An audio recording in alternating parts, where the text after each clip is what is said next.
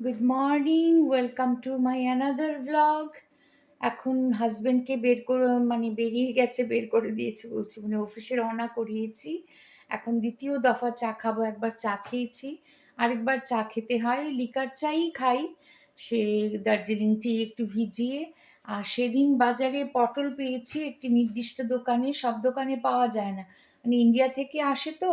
তো পটল ভাজবো, লম্বা বেশ বড় বড় পটলগুলো, একদম দোলমা খাওয়ার মতো। এখন দোলমা করতে এত ঝামেলা, দেখি একদিন পারি কি না। শুক্রবার, সামনের বৃহস্পতিবার থেকে বন্ধ, ঈদের 5 দিন বন্ধ, বকরিদ যেটাকে বলে।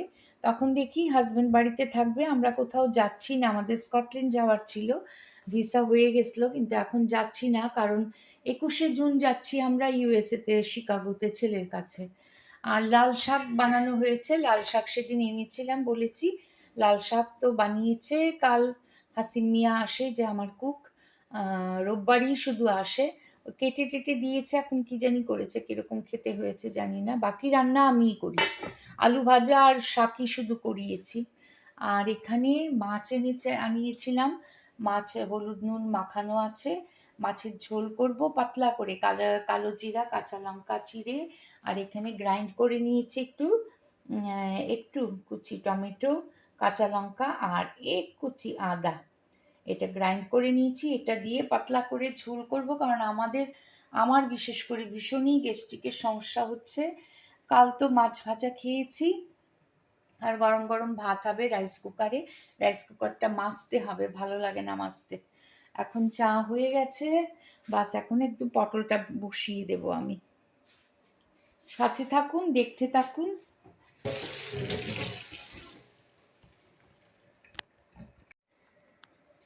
দিয়ে দিয়েছি সর্ষের তেল দিয়েই রান্না করি।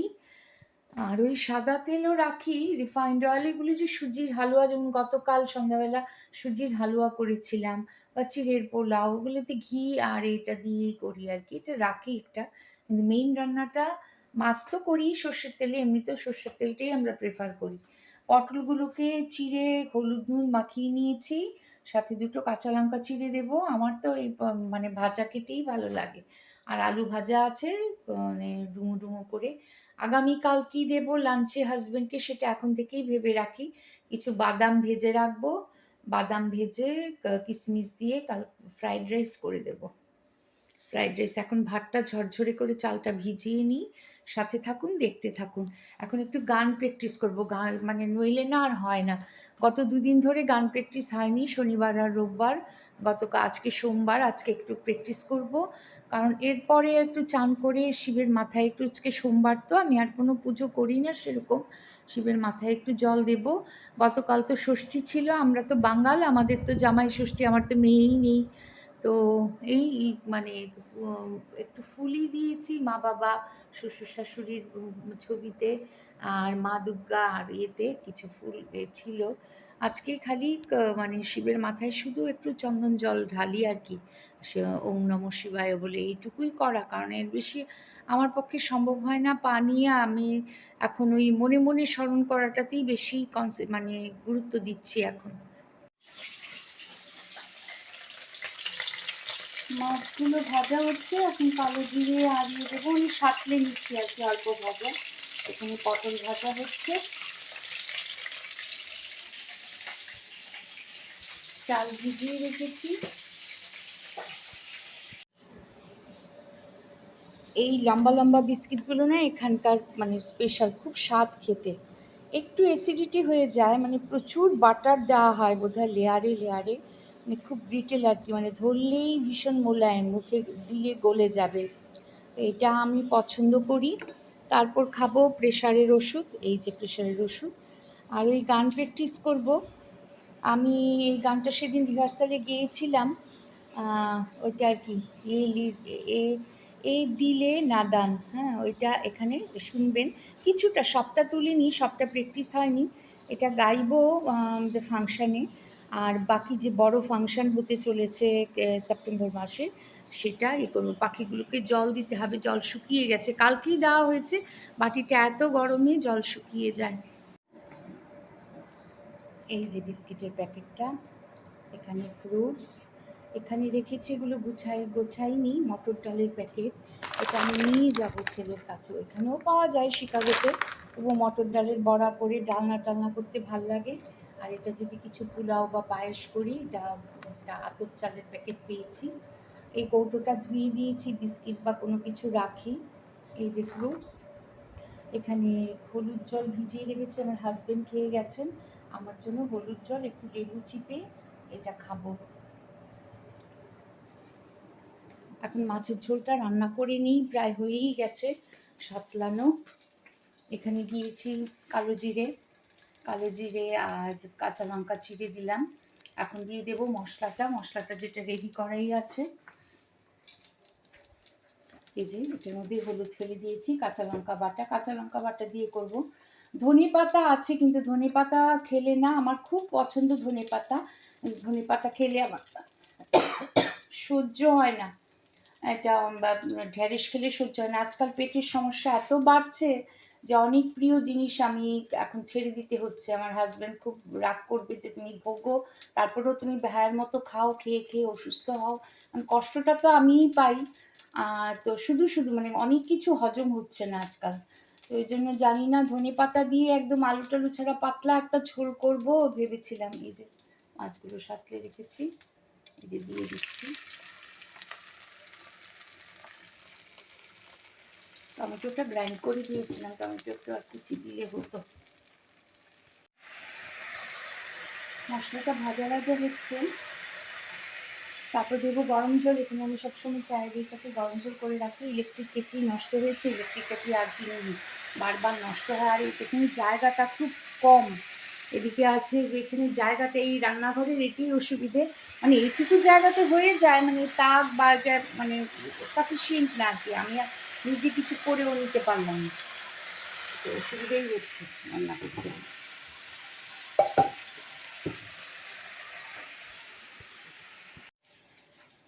ধনে পাতা ধুয়ে নিয়েছি, একটু কুচিয়ে অল্পই দেব, আর বাকিটা আমি একটা কৌটোতে রেখে দেব, কারণ আগামীকাল দেব ফ্রাইড রাইস।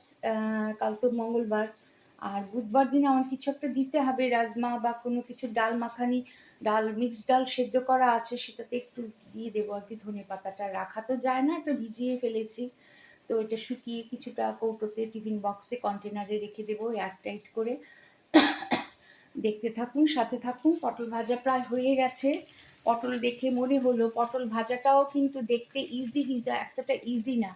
মনে আছে সেই চোখের বালি সিনেমা, যে ঋতুপর্ণ ঘোষের, সেখানে এক বয়স্ক মহিলা আরেক মহিলাকে বলছিল যে দুটো বোনের মধ্যে তুলনা করছে, যে এই বোনটা কাজে কমে মানে বেটার, মানে না পুড়িয়ে পটল ভাজতে পারে, এই বোনের মতো ঢ্যাঁড়স না, মানে কাজে ভালো না হলে তখন এদের ঢ্যাঁড়স বলা হয়। পশ্চিমবঙ্গের কথায় বোধহয় তাই বলা হয়। না পুড়িয়ে ভালো করে পটল ভেজে তুলতে পারে, কথাটা ডায়ালগটা আমার মনে আছে। মানে কি ক্রেডিট, মানে পটল মেয়ে গান ভালো করুক, পড়াশোনা তো ওই সময় এত পাঠ ছিল না সেই তখনকার সময়ে, পটল না পুড়ে পটল ভালো করে ভেজে তুলতে পারে, সেটা একটা মস্ত ক্রেডিট। এখানে ফুটছে মাছের ঝোল, একটু পরে ধনে পাতা দিয়ে দেব।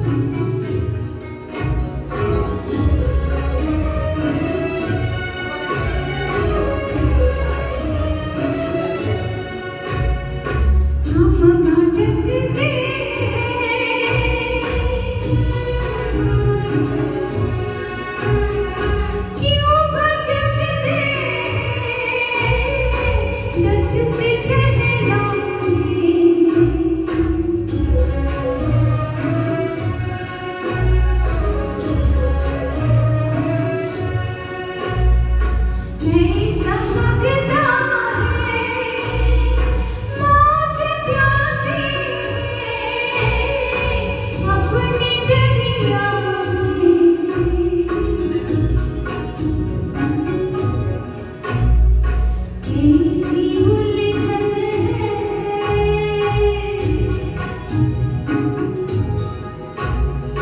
क्यों ये उलझन है,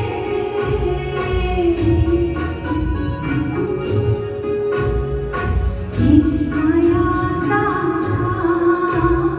रंग बदलता है, ये मेरे राजा, ये मेरे राजा, आरज़ू क्या है, जस्तज़ू क्या है।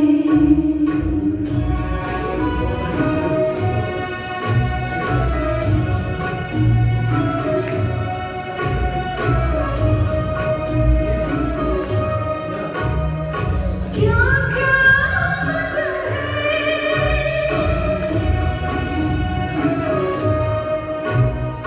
क्या मुसीबत है,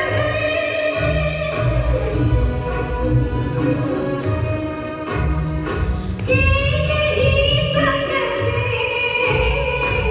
इसका निवारण है।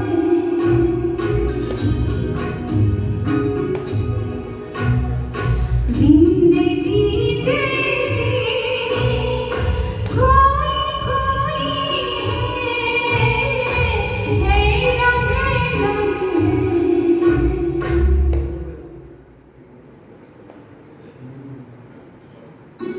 ये ज़मीं चुप है,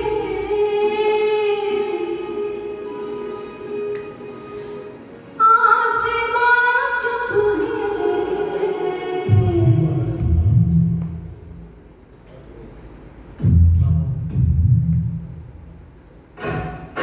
फिर धड़कन सी चार सूखा है, ये दिल नादा, ये दिल नादा,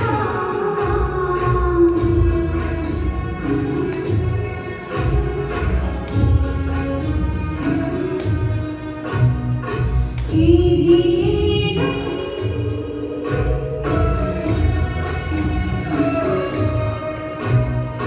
ऐसी राहों में कितने कांटों,